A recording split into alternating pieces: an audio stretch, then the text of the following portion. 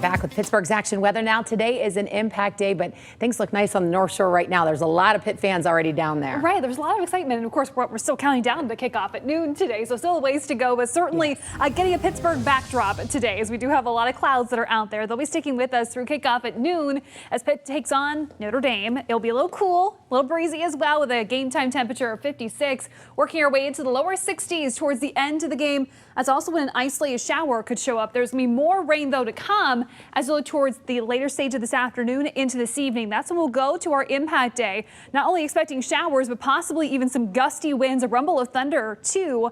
A main batch of rain starts to come in after 4 o'clock this afternoon. Should be exiting as we draw closer to midnight for those of you off to the east of the city of Pittsburgh, especially into the Laurel Highlands. As the wind picks up this afternoon, it's going to stay on the windy side, not just through the night, but also into Sunday, Monday as well. More than likely tomorrow, the windiest day of those 3 days, with some gusts that could easily push 30 to even 35 miles per hour. There are the clouds on satellite and radar. We did have a few early morning showers, but they're taking a break for now. We'll go to our impact day again after 4 o'clock. That's when most of the rain will be showing up. Between now and then, mostly cloudy, just getting warm with a high of 62.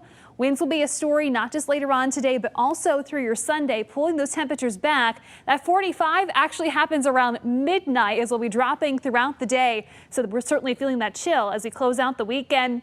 And then still in your 4-day plus 4 more forecast, high temperatures only in the 40s as we go through the early stage of this upcoming week. So let's talk about these rain chances again. We are basically dry between now and kickoff. You may start to notice a few little blips of green there on futurecasts as we go towards about 3, 4 o'clock. Overall, any showers that do fire are going to be very isolated and light in nature. Not expecting too much to impact the Pitt faithful down there on the North Shore as we go through this afternoon. Later on tonight, a different story. Here's 7 p.m. around kickoff of the Riverhounds game. So that certainly is going to be a wet one on the South Shore as we'll continue to track those showers, possibly even some gusty winds, a rumble of thunder too. All of that then exiting the Laurel Highlands as we get closer to 11 p.m., even midnight tonight. From there, we'll start to break up some of those clouds, but along the way, we pick up a chillier air mass that could produce a few stray sprinkles, even a flurry or two as we go throughout the day. And again, keep in mind, temperatures are going to be falling through the 40s as we go throughout the day.